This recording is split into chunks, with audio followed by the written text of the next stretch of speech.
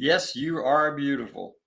It's a quality of the infinite, it's a quality of God, and it's true of you and everyone else. Welcome to the Center for Spiritual Living, where we say and say again, such is the nature of life that all it asks and all it wants is the opportunity to appear. You are that opportunity. So am I, and so it is. That opportunity for life is appearing in, as, and through each of us. It is showing up as everything we desire, what we're about, who we are, our personalities, our truth, all of that. So we can only say to you, welcome, welcome to this community where you are honored and welcomed as the spiritual being that you are, with all of the other physical and other trappings of psychology and whatever that you bring. We still honor and welcome you and recognize you as an expression of the divine, recognize you as someone who is loved and lovable, someone who has much to give and much to offer, someone whose life is all about good and goodness, regardless of how it may feel at any given moment. So, however you name yourself, understand yourself, gay, straight, non binary, and on the list may go, those are still expressions of the infinite. They are still expressions of God. So we honor you, we welcome you, we're so glad you're here, whatever your ethnicity, whatever your gender, and on. Because all of that is the great variety of God showing up, of life showing up as each of us. And so we welcome it and we honor it and we welcome you. We are a community that believes in the goodness of people. We believe in the goodness of life. And we work together to support one another in finding the ways to welcome, to receive, and to give, and to honor that part of ourselves. To further understand what we believe and how we come together, here is information on our Declaration of Principles.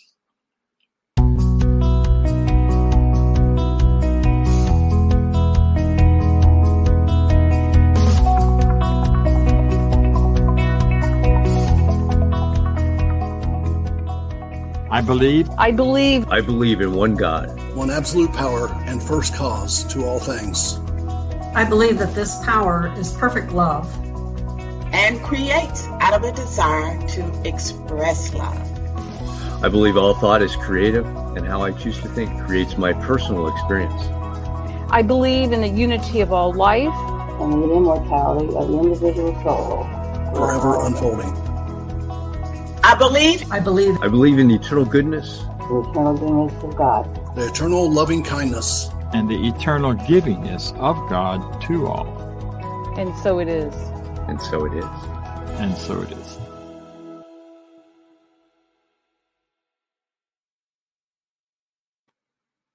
We are a community of people who are all about raising consciousness, raising our consciousness, and those, for any of those who wish to participate, their consciousness to envision and work toward a world that works for everyone. Now we do that, and in doing that, we have created and designated certain people who've studied these teachings and studied them extensively, and have been able to, and demonstrated the ability to use these ideas to bring about greater good, greater freedom, greater life into their worlds. And they also have demonstrated the ability to do that for others. We call them practitioners. We call them licensed practitioners. And they are available to support you in many, many different ways. Today, we have one of those wonderful practitioners to present for us, and that is that is Judy. She could be the Reverend, but anyway, she's a practitioner with us. Thank you, Judy. All right. Thank you, Dr. Bob. It's great to be here today. We are continuing the theme for the month on the body, and this is the last Sunday of the month for the culmination of that. And I just ask you, have you ever tried listening to your body? I personally believe that the body is full of wisdom and intelligence. There are many messages that we can hear from the body. And one that came to my mind immediately when I was thinking about this is that we can listen to the body to help us know what to eat or what not to eat. And we can also listen to our body as it tells us how to exercise or how much to exercise. It's truly filled with wisdom. And these thoughts reminded me of a book that I read many years ago. And actually, we taught a class based on this book. And the book was called Eating Awareness Training. And it was by Molly Groger. And the premise of the book is that if we can tune in deeply to the wisdom and intelligence of the body, if we train ourselves to be aware of the messages of the body, that our body will guide us to eating when we are truly hungry, and our body will guide us to eat the things that will satisfy and nurture us. You know, there's so much stuff out there about weight loss and eating right. And what this little message in this book taught was that if we can truly tune into the wisdom of our body and eat only when we are truly hungry, and also listen to the wisdom of what our body is telling us to eat, not that we think what we should eat for breakfast or even that we should eat at certain times of the day. It talks about, do we eat when we're truly hungry, or maybe we're really just tired or lonely or bored or whatever. That if we can truly tune into this, that our bodies will transform into their perfect size and shape and into bodies of vibrant health. This little book, Eating Awareness Training, in the book, she offers no food guidelines, no personal opinions. You are the only judge of what to eat based on your own body wisdom. This is just one example of how to use and listen to the intelligence and wisdom of the body. So take time for yourself and get quiet and listen to your body. That's my message for today. The weekly affirmation for this week is, I listen to my body knowing it is speaking the truth. So it's great to be back. I've been on a little hiatus trip, and it was a wonderful trip. Anyway, it's also wonderful to be home. So I want to transition now into a time of spiritual mind treatment and prayer. So if you will join with me in knowing this, and please accept this for yourself in the first person as I do this treatment for myself. And let's just get ourselves grounded and centered and take a couple of nice, slow, deep breaths. There's a lot going on in the world right now, but we can let all of that go and allow ourselves. There's always a lot going on in the world, but it seems like right now it's really right in our face. We can let all that go and just allow ourselves to sink deeply into this present moment, letting go of whatever has had our attention previously or whatever we're thinking about that we're going to do in the future. Let us just sink and release and be present and be totally present right here in this moment. And as I do this, I remember and I recognize and know that there is only one universal power, one universal presence of good. This power, this presence is light. It is life itself. It is the air, very air that I breathe. It is my breath. It's my beating of my heart. It is the vibrancy of aliveness expressing all around me, through me, and as me. And as I recognize this and know that I am one with this power and one with this presence, I know that the truth of me is that all is well, and that I am immersed in a body that is full of wisdom and full of intelligence. And as I take the time to become quiet and to listen, that my body reveals to me things that I may need to know about my world, about what I ingest in my body, how I move my body, what I do with my body. So I just affirm and know this wisdom and this divine presence is in my body, and that this is a body of wisdom, of perfection, of vibrant health as its natural state. I take the time today to know that I bring this presence of goodness, of wholeness, of intelligence into my world, wherever I am, whatever situation I am in, whatever people I interact with, that I bring this presence, I bring this love, I bring this intelligence, knowing that all is well, and that as I know the truth that all is well, that this divine goodness, this presence flows through me as the right words to say, as the right actions to take, as meeting the perfect people that I need to meet, that I am in alignment with my good always. So this is the truth of me. I turn away from anything that says that this flow, that this divine flow of goodness is blocked in my experience. I turn away from any idea that I need to be anything other than whole, perfect, complete, and vibrant health. I turn away from any idea of frustration, of worry, of fear. And instead, I know that this presence and this power permeates all of the universe, that God has it all, and it's all wonderful, and that all is really well. So I just know that this is the truth of me. This is the truth of my life and my world. And I bring the best of who I am to the world. I am part of this goodness right here and right now. So I release this treatment now with great thanksgiving, knowing that it is so. And together we say, and so it is. So we're coming up to the end of the month. We are at the end of the month of talks and themes. And this year's, at this time, the theme is the one body. And, you know, it's fascinating to me that we plan these talks over a year ahead of time, these themes, and they start pulling that together. And then I take them and I tweak them and work them and make them more personal for my delivery and what I'm doing. But lately, the coincidence with what's happening in the world has been pretty amazing. So listen to this summary of what we were going to be, what this month has been about. And that is that the body is the one thing in the world which is completely and intimately ours. Rather than engaging in a spirituality here that denies the body, we can move closer to an experience of the infinite,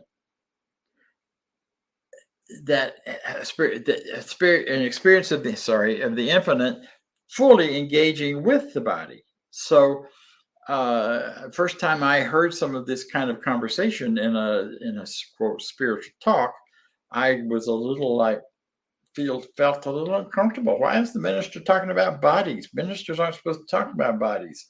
Well, we do in this teaching, because we don't see the body as a separate thing from spirituality. The body is the physical manifestation of a spiritual process, a spiritual experience. It is that way in which the infinite consciousness of the universe and our individual consciousness interacts and interfaces in a way to allow us to live and move and breathe in time and space and live lives of experience, where we get to experience all the physicality and wonder and goodness and power of life as physical beings. We are spiritual beings, and we are spiritual beings having spiritual experiences in physical forms. So it's a rich and powerful kind of thing. Over the last few weeks, we've been talking about this, as you well may remember. We talked about how powerful and sacred the whole physicality part of life is, and that all is sacred. Everything is sacred. There's a sense of which everything is sacred and everything is secular. We talked on the next week about how to love and care for our bodies, how to really take seriously that this is the one part of your life that will never abandon you. You might be forgetful sometimes, and you might end and lose relationships, and you might go through lots of changes in your life over time, but your body will always be the thing present with you and for you as you move through life at this time and life in this form. If the body ceases to be that, then you're off to some other grand adventure. Body memory was the next week, where we start looking at how our bodies remember the things that happen in our lives and how those experiences can be anchored in various parts of our bodies.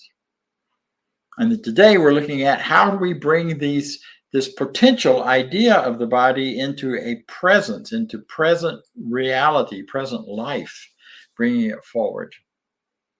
However, much to my surprise, and somewhat surprise, I was in denial, I think, and the surprise of many, many people across the planet, the Supreme Court decided on Friday that women don't have the full freedom to choose things about their bodies that men do. And that change in the government structure has had a huge impact on many, many people. I've talked with women who have been very upset, women who feel hurt, and men. Because one of the powerful things about knowing that we are one in one teaching is what affects one of us affects all of us. And suddenly we're faced with this idea that after 50 years, the government has the right to decide things about your body and what you can and can't do. And people are sitting up and saying, wait a minute, how's that true? I thought my body was my freedom. My body was my place where I could live, breathe, move, and have my being. So in my world, I have traveled through a number of different spiritual practices and processes and beliefs. And along the way, one of the core beliefs that I carry that was established in me as a child through my upbringing in another religion was a phrase from what is called the Old Testament, the Jewish scripture, that says, some trust in chariots, some trust in horses. In other words, some trust in the governmental physical expression of power that goes on in the world, and they trust that, and they put all of their energy there. But as for me and my house, I will trust the Lord. And in that world, the Lord meant one thing. I've translated into my world where I would say I trust the infinite power of consciousness. I trust the God of my understanding. I trust infinite intelligence that has been creating life on this planet for eons, billions of years, and has carried us forward in evolution. We all are sitting on top of billions of years of evolution. You're not just right now and who your mama and your papa is, although in my world that's important too. But we are so much more established and complex than that. So as for me and my house, I will stand firmly on the idea that the divine and truth is what governs and determines and supports and helps my choices. Ernest Holmes says in the Science of Mind textbook that the divine plan is a plan of freedom. And I'm paraphrasing here, but that no kind of bondage, no kind of limitation, no kind of lack is God ordained, or the infinite ordained, or ordained by universal thought. Instead, universal thought is all about, and universal consciousness is about greater and greater freedom. And if you look at our universe and our world, we have found that more and more and more. And if you know much about history, you know that we have greater freedom now than ever in history. And that we have been moving more toward that, both personally, spiritually, and showing up in our various forms of governments across the world. More freedom than we used to have. And it will continue. Even though we may take one step forward and one step back, or two steps forward and one step back, that dance continues toward greater freedom, greater goodness, greater life than we've ever known before. It has to, because that is the natural law of things. The road to freedom, he says further on, is through intelligent use of natural law. Natural law is the science underneath, the behind everything that exists and happens. Natural law is what determines what works and what doesn't work. It determines how growth happens. Growth is a necessity of the universe. Growth is the first order of the universe. And growth can't happen backwards, because then it's something else. Then it's atrophy. Then it's something that is moving toward death, not towards life. Life by its nature is a life of growth. So my awareness of my body and your awareness of your body and your freedom to utilize the truth of your body is yours by natural law, regardless of what anybody else says. See, the universe always says yes to those things to which you are aligned as being a greater expression of life and a greater expression of truth, and that does harm to no one. That's really, in a nutshell, the ethical side of this teaching. So how does that make sense here?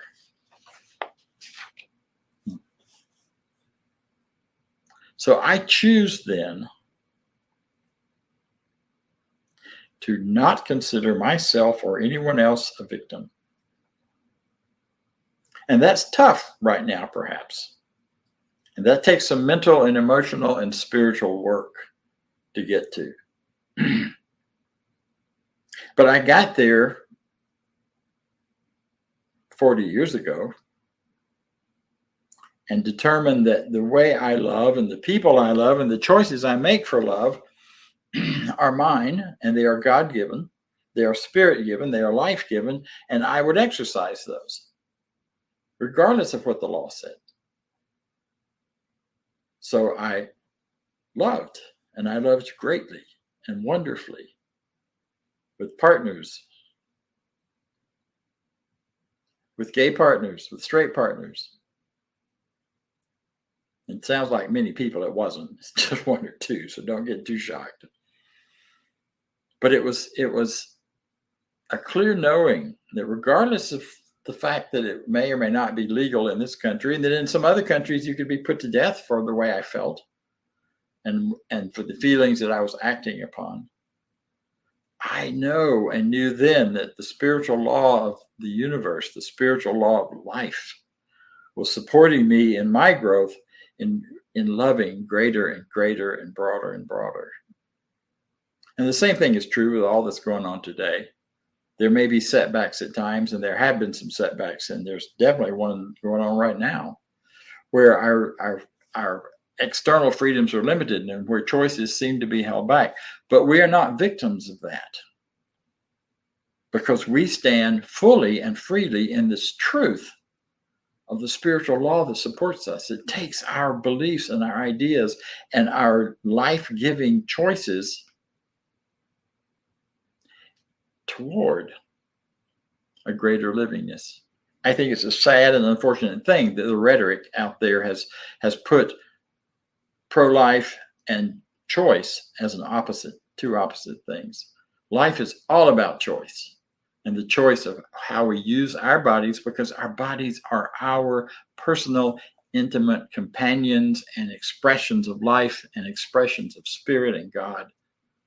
And not to be political, but nobody else has a right to tell you or anyone else how to use it. Yeah. So I choose to stand in these truths and these commitments for myself. I invite you to consider them for yourself. I choose to support life and care for myself lovingly in mind, body, and spirit. And in doing that, I am honoring you having the freedom to do the same thing. I choose to listen to the messages contained in my body.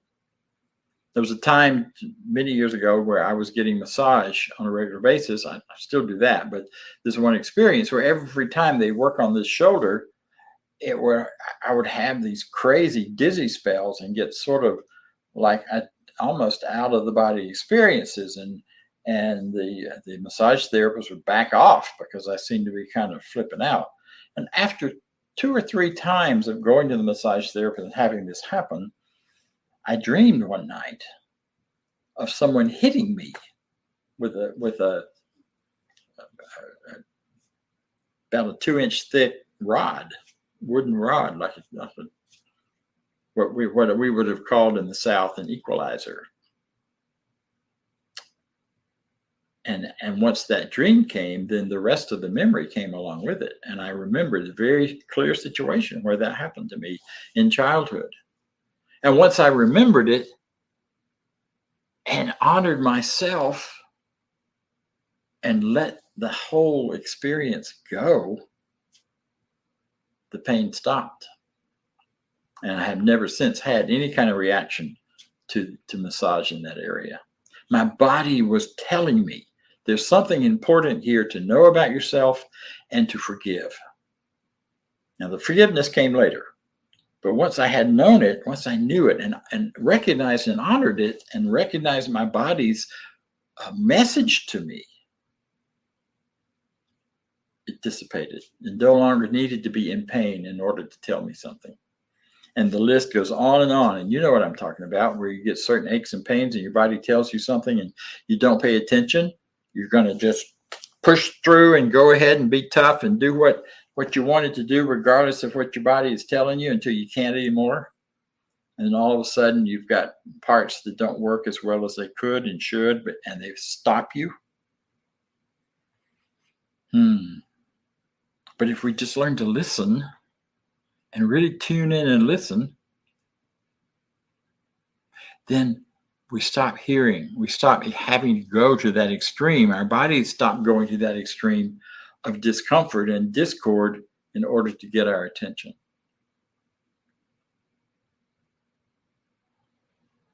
And there's lots of stuff available in print.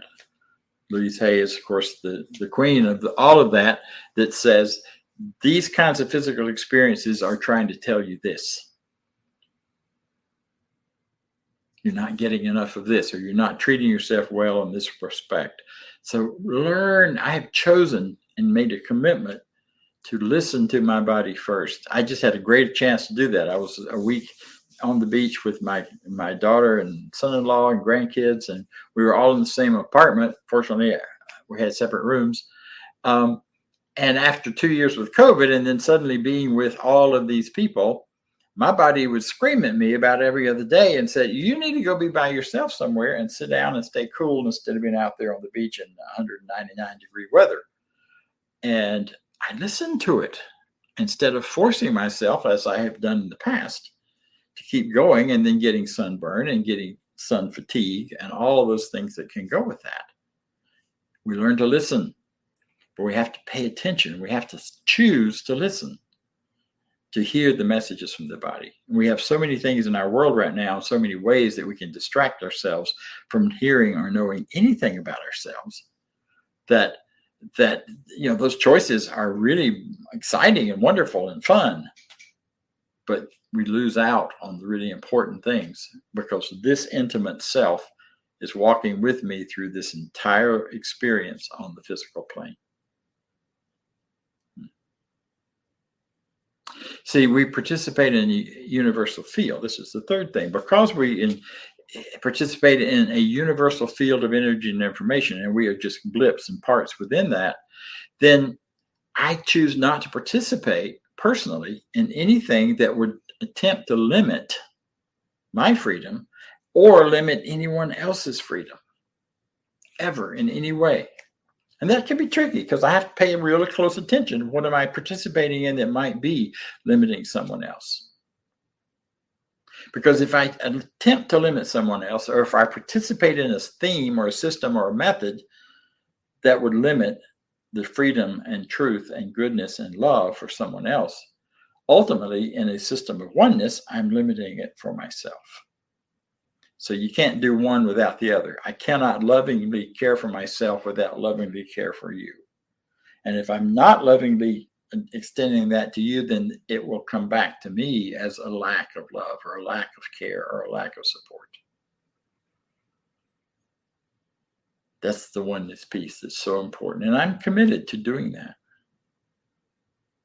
I'm also committed to living from love, supporting every person, man, woman, child, to be loved, to have the freedom to follow their calling, whatever that is from the inside, for whatever is theirs to do.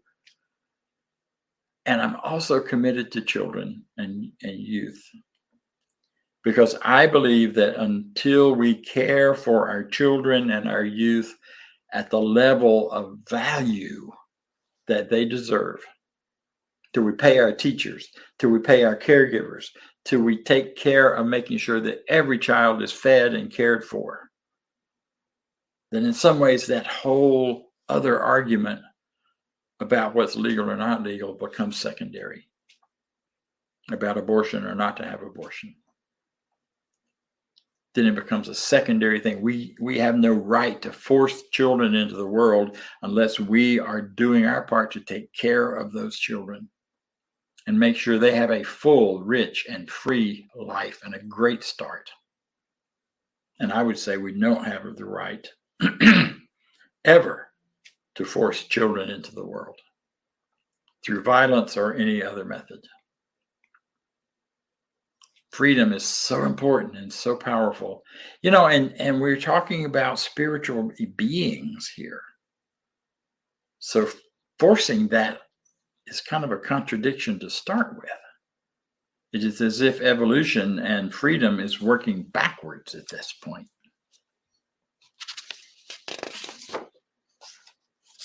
So if you're feeling a lot of anger and a lot of hurt and a lot of victimhood based on what's happened by what the Supreme Court has said, or if you're feeling grand salivation because of what the Supreme Court has said, I would invite you to look to a higher power, to look to a greater court, to look to a place where greater truth is at work, where natural law is the function of the land, not other laws. Thank God when they line up and support each other. But look higher.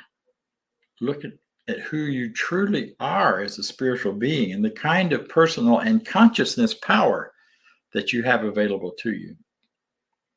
And if you're called to get involved one way or another in politics, go for it. Or in policy making or whatever way. I'm not saying you shouldn't do that, but I'm saying we as this teaching in this organization is looking at a higher place. It's living from a higher place, a place where the natural spiritual law is going to come about. And as we continue to focus on that, focus our truth, our belief, and our consciousness in the direction of greater good, it can't help but eventually manifest, even though it may take some side trips along the way. So I'd like to close today with inviting you to return with me to our Declaration of Principle. I know we play it every week, but we don't read it so much anymore, and we don't ask you to read it with us. So I would like to ask you and invite you to read it with me and to really think about these words and how they affect how you treat your body, yourself, and others. I believe in one God, one absolute power, and first cause to all things. That means it's the beginning place for everything. I believe that this power is perfect love, and it creates out of a desire to express love. I could do a talk about each one of these phrases. I believe all thought is creative, and how I choose to think creates my personal experience. I believe in the unity of all life, the immortality of the individual soul forever unfolding. I believe in the eternal goodness, the eternal loving kindness, and the givingness of God to all, and so it is. And I would like to share one more of our basic principles. That is an excerpt from it, but it's not the whole thing. And this is the one I think applies to where we are today. We believe the ultimate goal of life is the complete freedom from all discord of every kind, every nature. And this goal is sure to be attained by all. I invite you to meditate on that, to spend time thinking about that, and to bring it into much higher focus in your own consciousness, that freedom is the ultimate goal of life.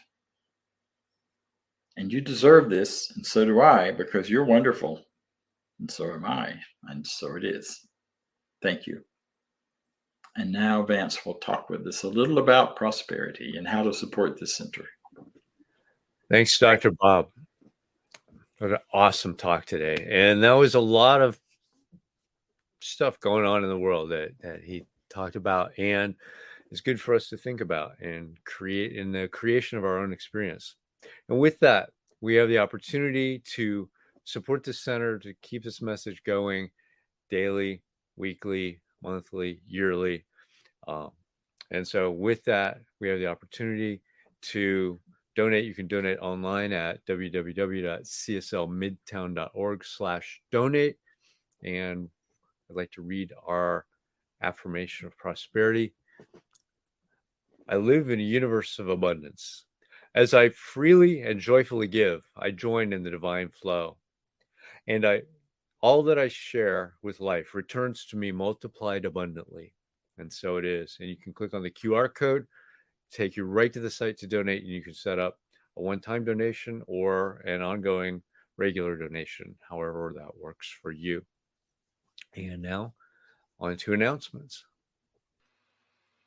So I would just underline, I would invite you to join us on Tuesdays at noon. We do gather for those who choose. Find the link on the website. It's the same one as this one if you're on Zoom, where we talk about our own individual issues and desires and take them to prayer, take them to treatment, but also for world issues often. So if any of this is stirring you up and you feeling the need for more support, that's a great place to get it. So I invite you to join us on Tuesdays at noon. There'll be more coming up about the future. Next Sunday, we will be on internet only again, and then we will start our back to location the week after that on every Sunday basis. So next week here, and after that here and there, location and whatever. Thank you to April and Diane for hosting this, for allowing me to broadcast from their home here in St. Petersburg. I have a beautiful cat watching over me, and that's all wonderful. So join me, if you will, in our closing affirmation of life. I leave this place now knowing something better than I knew before. I go forth into the world with a heart full of love and a mind full of good sense. I look at the world in a greater way, knowing that I have within me everything I need to create the life I desire. I give thanks for this understanding, and I am grateful for the spirit of life that lives through me. And so it is. Have a wonderful week. We'll see you soon.